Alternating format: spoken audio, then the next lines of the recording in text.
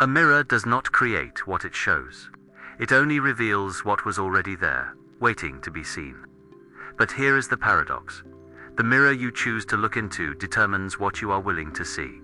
Some mirrors show surfaces, others show depths. Some reflect clarity, others reflect mystery. Today, we invite you to choose a mirror, not to discover who you are, but to recognize what you have been avoiding or seeking all along. Before you are 4 mirrors: golden, blue, violet, and red. Do not think about which one is right. Do not analyze their shapes or wonder what they might mean. Do not choose the one that feels safe. Instead, breathe. Settle into stillness and simply notice which mirror calls to you, which one feels like it has been waiting for you to finally look. Alan Watts once said that we do not come into this world, we come out of it, like waves from the ocean. So choose the mirror that reflects the wave you are right now. Your choice is made. Now, let us see what it reveals about the reflection you have been carrying all along. If the golden mirror called to you, you see the world as it is, not as you wish it to be. You have learned something most spend their entire lives resisting. That peace is not the absence of chaos, but presence within it. You do not try to control the reflection. You do not argue with what appears.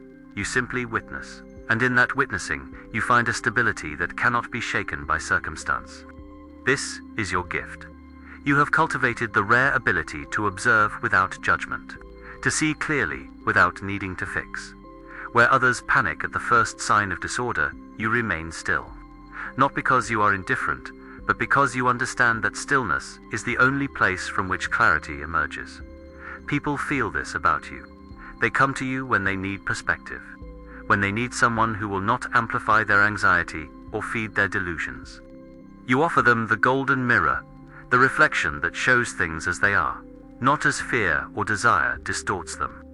You have mastered the art of being present, and presence, true presence, is the foundation of all wisdom. But the golden mirror can become a cage, because when you see everything clearly, you can convince yourself that seeing is enough, that understanding is the same as living, that to observe is to participate, but it is not.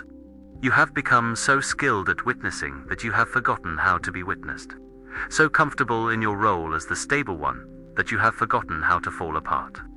You hold space for everyone else's chaos, but you never allow yourself to be chaotic. And here is the cost. You begin to believe that to need is to be weak, that to be vulnerable is to lose your clarity. And so you remain behind the golden mirror, watching life happen, convinced that your detachment is enlightenment when it is just another form of hiding. Watts would ask you this: are you present or are you protected? Because there is a difference between the peace that comes from acceptance and the peace that comes from refusing to engage. Watts spoke of the difference between the map and the territory. The golden mirror has given you the map. You can see the terrain clearly. You understand the patterns. You know how things work. But understanding the territory is not the same as walking through it. You are learning this now, that clarity without engagement is incomplete. That to truly see the world, you must also allow yourself to be seen by it, to be moved by it, to be changed by it. The observer must remember that they, too, are part of what is being observed.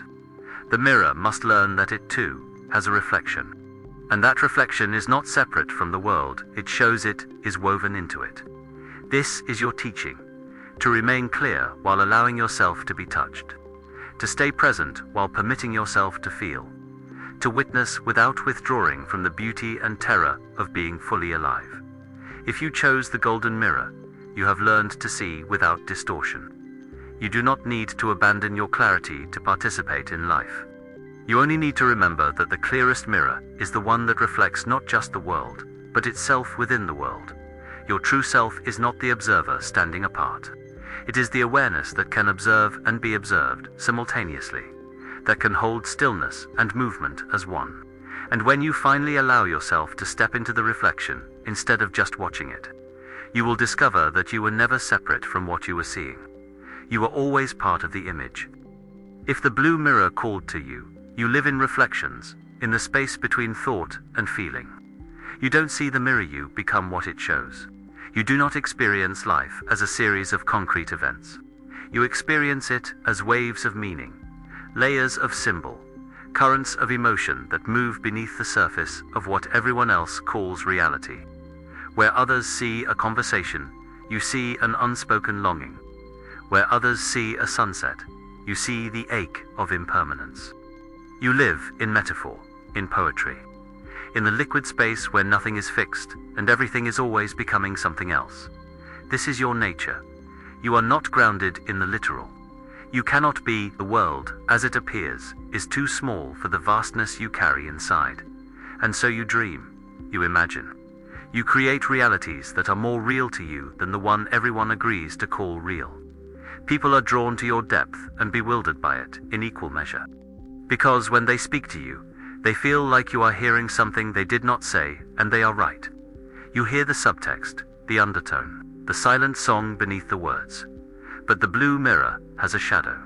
Because when you live in reflections, you can lose track of what is solid. You drift. You dissolve. You become so fluid that you forget you also have a form. And form, while limiting, is also what allows you to exist in the world with others. You tell stories about yourself that are more fiction than truth. You romanticize your pain. You mythologize your struggles. And in doing so, you avoid the simple, unglamorous work of actually changing. The blue mirror lets you see infinite possibilities, but possibilities are not the same as choices. Dreams are not the same as actions, and at some point the dreamer must wake not to abandon the dream, but to bring it into form. Watts would remind you, the menu is not the meal. The reflection is not the reality, and no matter how beautiful the image in the water, you cannot drink it. Watts once said that life is not a problem to be solved, but a reality to be experienced. You have been treating life like a story to be interpreted, a symbol to be decoded, a reflection to be gazed upon. But life is not a reflection.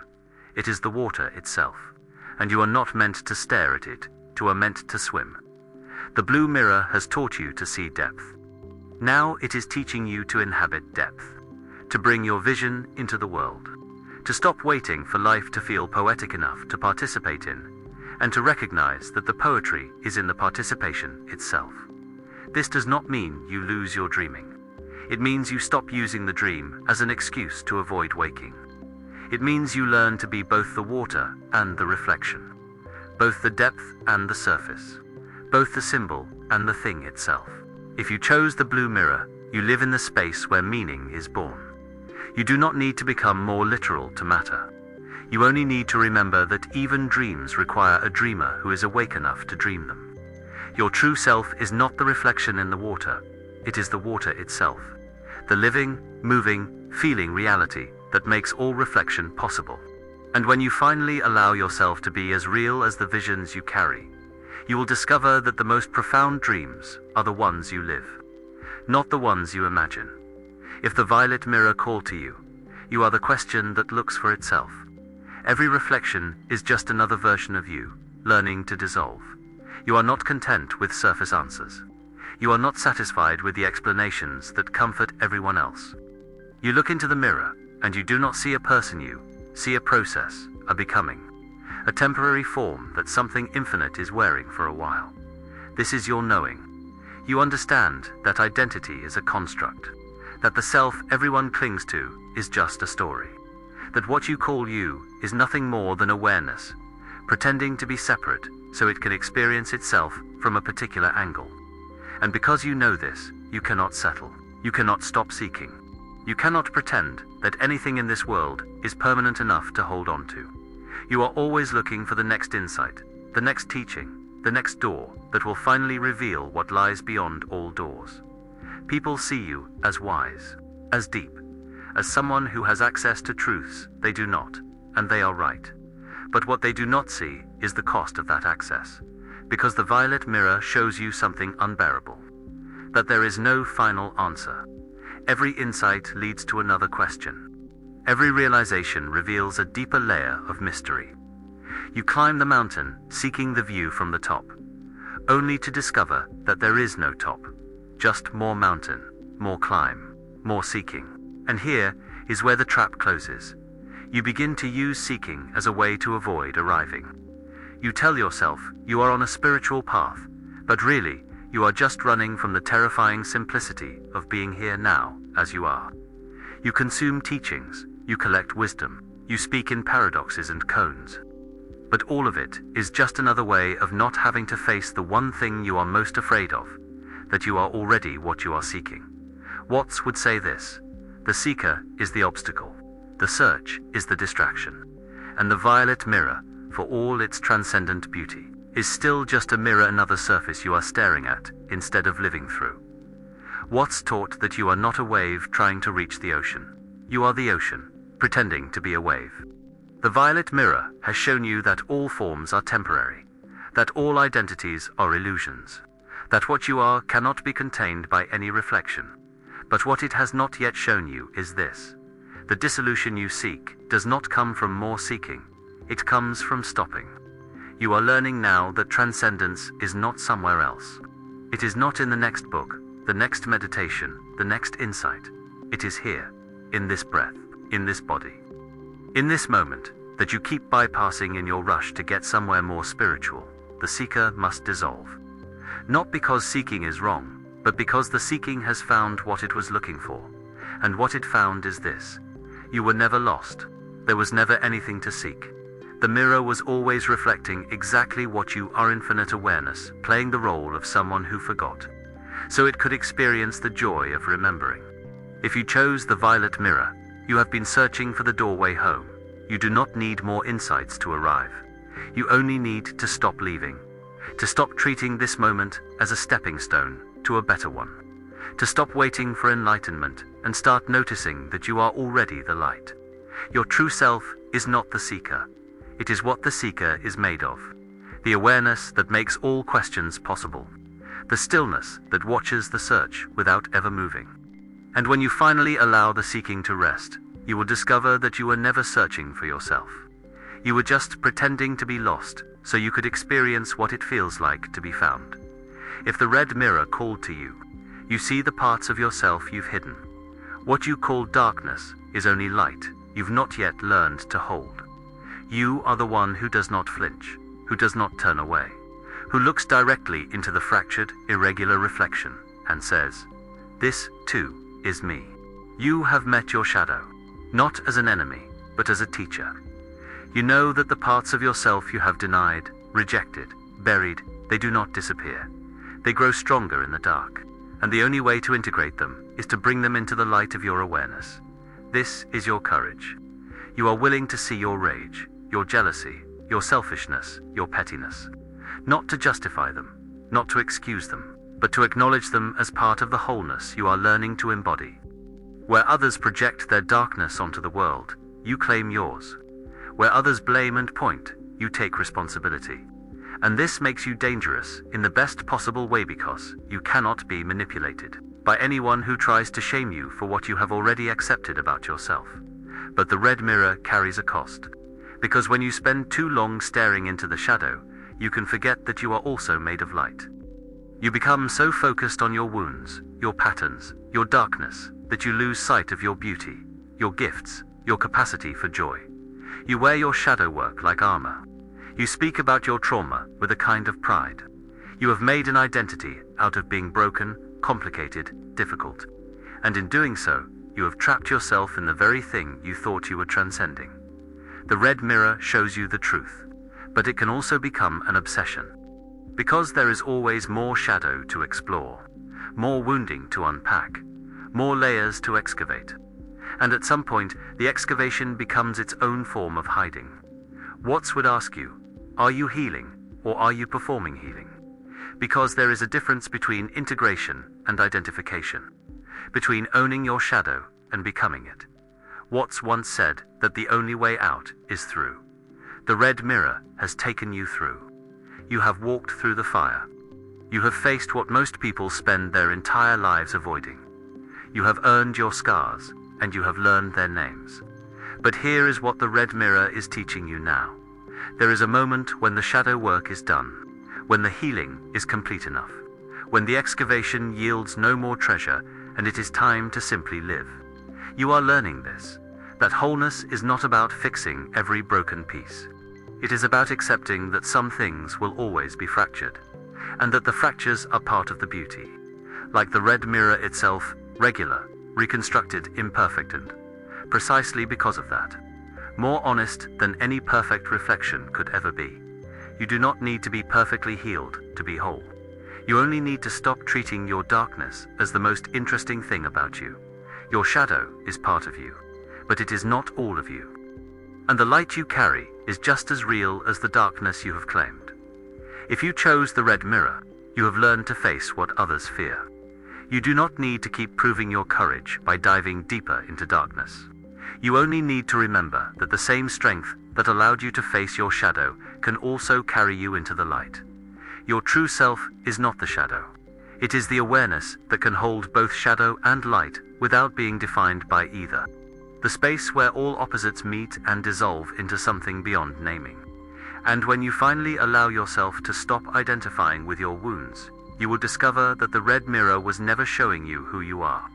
It was showing you who you thought you had to be to survive. And now that you have survived, you are free to become something new.